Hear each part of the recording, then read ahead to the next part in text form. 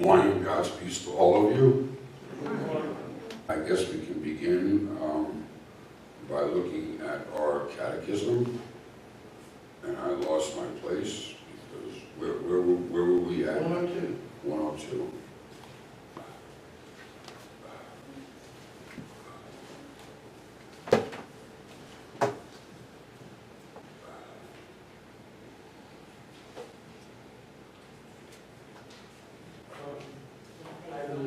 I believe. Okay. And we were at what is a creed? We spoke about that, didn't we? Yes. And what is it meant by I believe in God? It means I trust God and His promises and accept as true all He teaches in the Holy Scriptures. Psalm 31:14. I trust in you, O Lord. I say, you are my God. Psalm 37:5. Commit your way to the Lord. Trust in Him. Romans 10:17. Faith comes from hearing, and hearing through the word of Christ. Hebrews 11:1. Faith is the assurance of things hoped for, and the conviction of things not seen. So,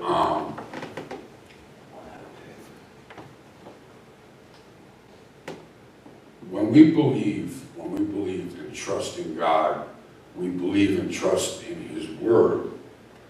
Why is it so prevalent with denominations, with the birth of denominations? Which, by the way, denominations are only really, to be honest with you, America. It's an American nuance. Basically, in the old world, in Europe, you had basically the state church. You were either born in a Catholic area, or you were born in a Protestant area, or better yet, more specifically, you were born in a Lutheran area in Germany, or a Reformed area, meaning Calvin and so forth.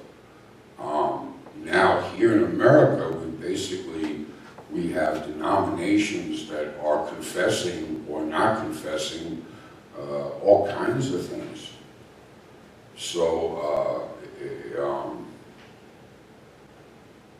it's pretty sad that not only are we getting inundated or getting persecuted from the outside legally and so forth, but we are also sort of eating our young.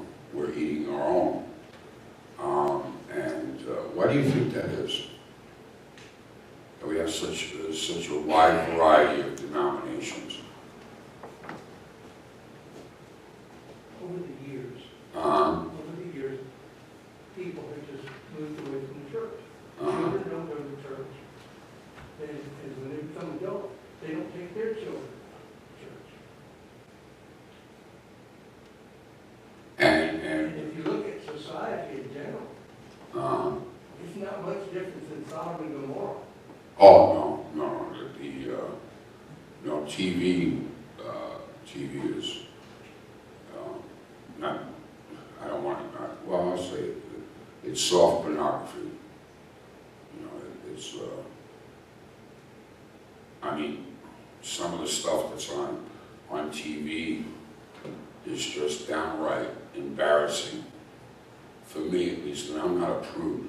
I'm certainly not a prude.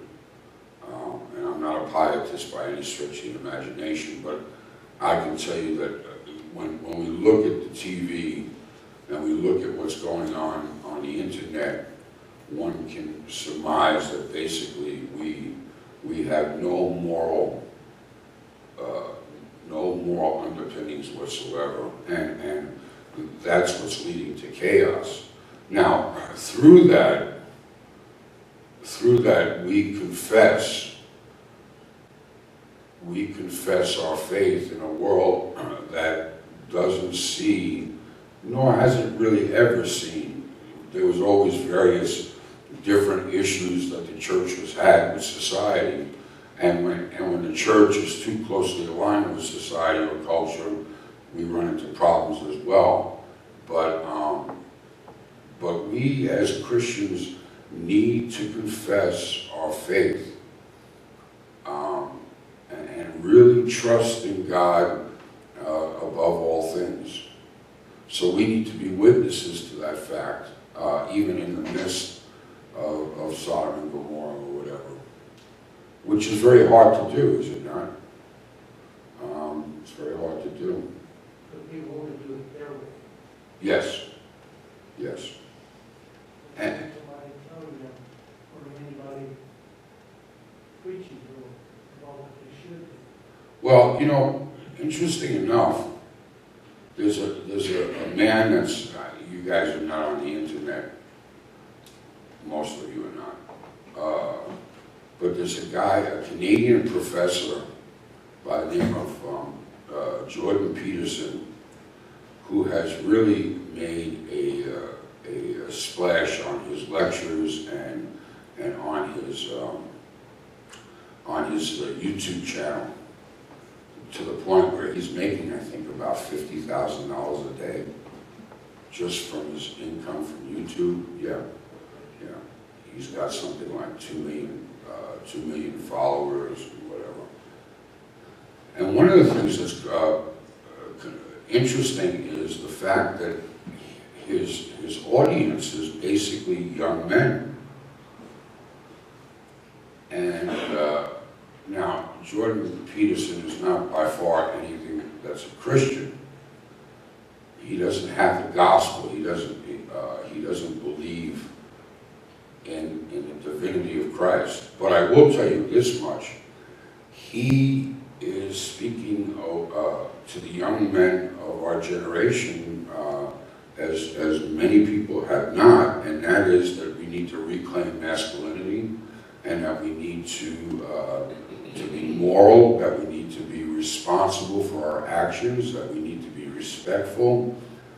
All of these things that are basically law-oriented, but the kids are hungry for it, and yet the church has confessed, if you will, almost like a cheap gospel, where if you say too much law, meaning the Ten Commandments and responsibility and so forth, you are automatically labeled a legalist.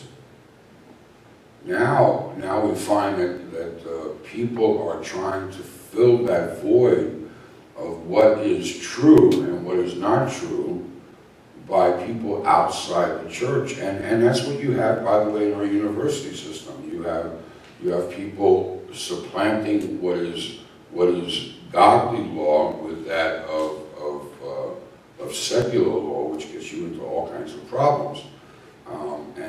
And so we need to trust in God, and we as Christians must adhere and believe and confess that which is in Scriptures. And Scriptures is not always polite. Scriptures is not always politically correct. As a matter of fact, it really never has been politically correct. It has never really, it has always had a love-hate relationship with society. Throughout millennial, we have times where the Christian church is too aligned with that, with what culture has to say. We run into problems. We are to be the moral high ground.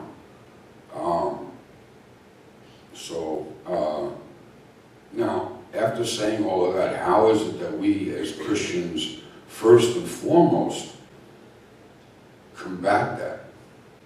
We combat that by trusting in God in our own lives, by seeking His will and His way in our lives, that we improve, if you will, our lives, and from that, and we trust in God, even if trusting is not seen. That's where we begin our lesson. That's where we begin to witness to the world, that the world does not trust in God, nor His word, nor His truth, but we as Christians, as individual Christians, begin and continually begin to rely and trust in God above all things. So to quote Michael Jackson, we start with the man in the mirror. We start with the person who is in the mirror. And from that standpoint on, if we are trusting in God as individuals, if we adhere to the Scriptures, if we learn from Scriptures, if we in fact live by grace and by faith, and we confess that boldly, publicly, and privately, we will be great witnesses to the church. So, oh,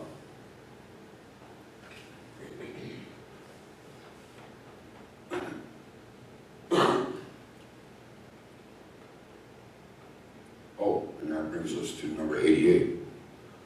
Why do we say I believe and not we believe? Everyone must believe for himself or herself. Now, no one can be saved by another's faith. Habakkuk 2:4, the righteous shall live by his faith. Luke 7:15, your faith has saved you, go in peace. And the Bible narrative, the foolish virgins could not obtain oil from the wise virgins, Matthew 25:1-13. So, now,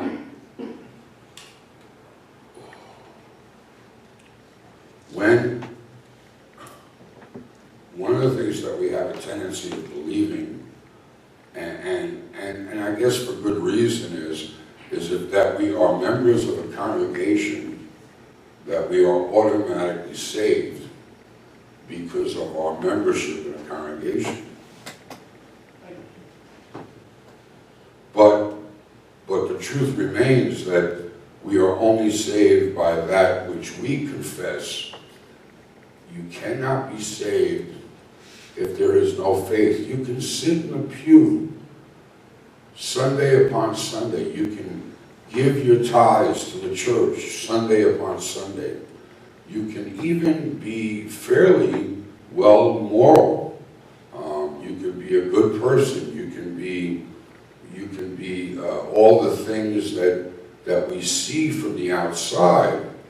But if your heart does not have faith, if your heart doesn't trust in the words of God, there is condemnation. There is true condemnation. So just being a member of a congregation or a synod that is confessing a true faith in Christ Jesus does not necessarily mean that you, in fact, are confessing and believing and trusting in God. Anybody want to elaborate on that?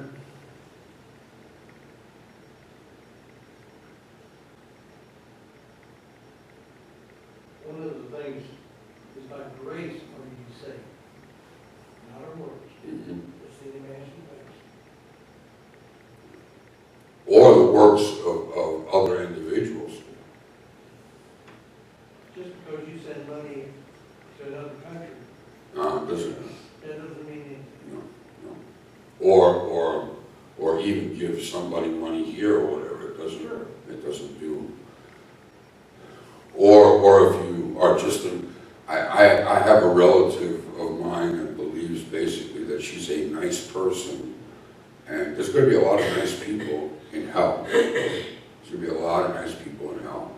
For they who don't trust and confess in the faith of Christ,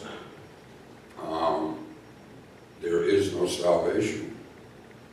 So now, you might say, well, how do I know that I have enough faith? Well, first of all, you can look at today's gospel lesson and talk about the mustard seed, and that you could have his faith as small as a mustard seed, and there is faith. many times people are stiff-necked. They are stiff-necked. They don't want to hear what they don't want to hear. And that's not necessarily a good thing. How many times does Christ say, "He who has ears, let them hear"? I think he's being a little sarcastic there, is he not? Those who think that they're listening or trying to crystallize or incorporate the truth of the gospel and are not listening or are not picking up their cross and following Christ, but following something other than that which is Christian and confessing that which is Christian, really do their spiritual well-being a disservice. So,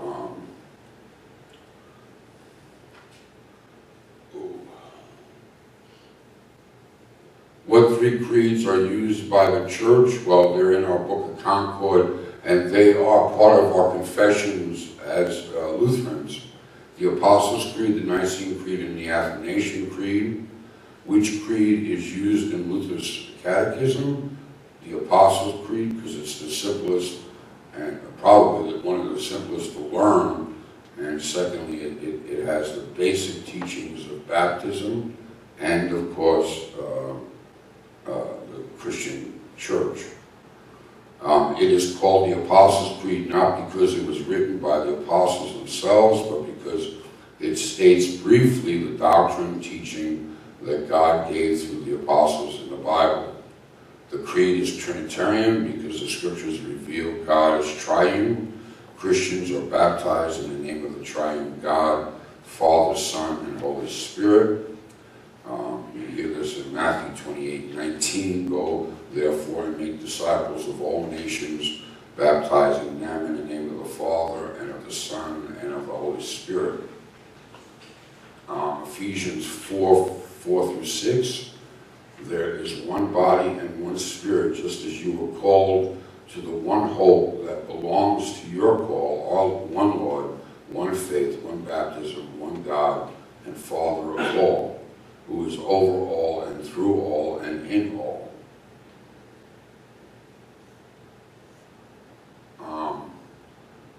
We're on heading 92. In what ways does the triune God make himself known? A, through the existence of the world, natural knowledge of God. And this is where we have problems with certain aspects of the Christian faith that we don't necessarily feel comfortable with. For example, if the truth of what the family's purpose is and what fathers and mothers are for and what male and female is for, if we confess that, that is found in scriptures, but it's also found in natural law. If, in fact, we no longer have fathers who are being fathers, and we no longer have mothers who are being mothers, natural law tells us that things are not going to go smoothly, folks. Because it's the natural way of things. It's the natural way of things. It's the way God set his creative order. And so when we mess with the whole understanding that family is understood not only through scriptures, but also through natural law, through common sense. You know, what is it that if God wanted to make Harry being able to marry George, he would have made Harry and George. And this, in my opinion, probably is one of the most devastating things that has happened to our country. Is this whole confusion of the roles of men and women, number one. Number two, the reformulation and the fundamental change that occurred in the family. We cannot continue this, folks. We cannot continue this. And there's really, you don't even have to go to scriptures. For example, you don't even have to go to scriptures to see that abortion is wrong.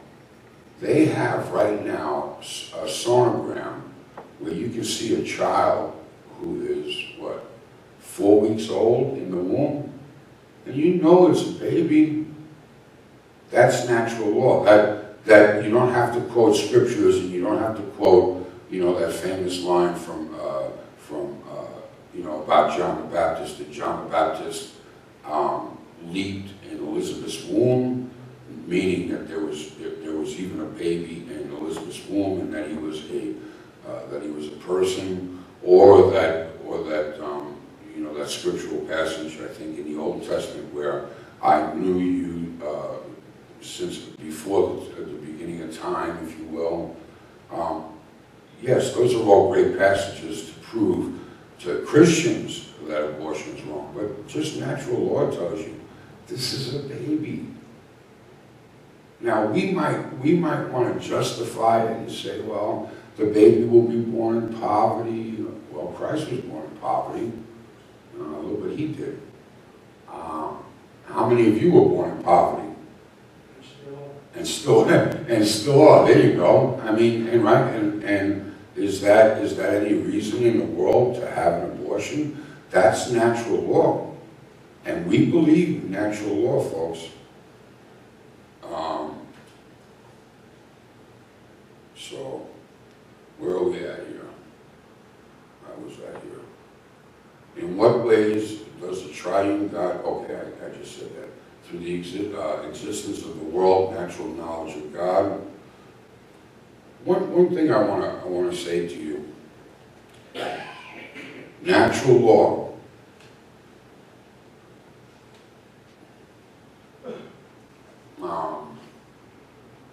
When you go to the ocean, when you go to the beach, you look at the ocean, right, and you say, oh my goodness me, what beauty, what power, what enormous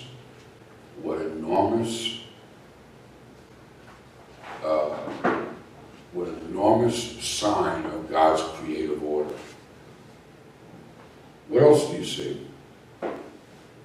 What else does natural law tell us by looking at the ocean?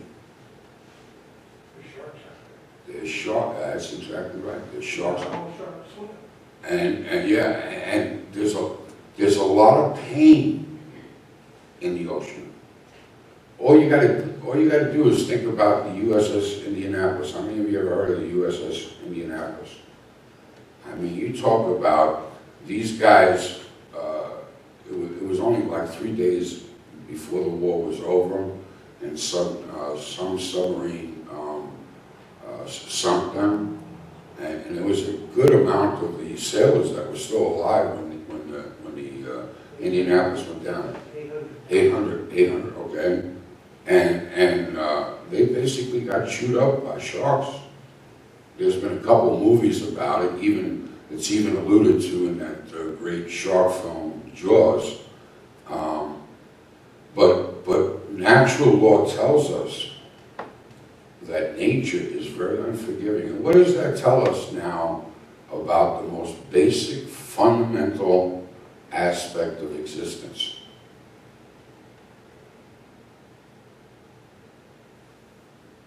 Life is hard. It's even if you got everything going for you, even if you have everything going for you, your health, money, security, all of this stuff, life is still hard. That's shown to us by nature. I mean, if you look at the ocean, there's fish eating other fish, and whales, you know, doing this, and now I'm a big animal lover. If you ever watch the Animal Channel, and that's the only thing I basically watch on TV, they always try to make, you know, animals almost like cutesy, cutesy, and I go for it. I mean, but I'm aware of what I want to believe and what I do believe. The simple fact of the matter is that dogs, if they're misused and abused, they will bite you. If you don't abuse them and you love them, no, they won't bite you. No, they might lick you to death, but they, you know, but nature is very cruel. Nature is life. There was a thing on television this morning that I was watching, and it had the turtle. This turtle is a pretty good sized snapping turtle, and it weighed 90-some pounds. And the way it traps its bait, can't move very fast. It opens its mouth, and it's got a little, something like a little tongue. It wiggles, and it traps another fish. And then he just, you know, I didn't do that. Oh yeah, and let's put it this way: with all of the pain that you have in the ocean, if the ocean cried out with all the pain that was in the ocean, and I'm not just talking about ships being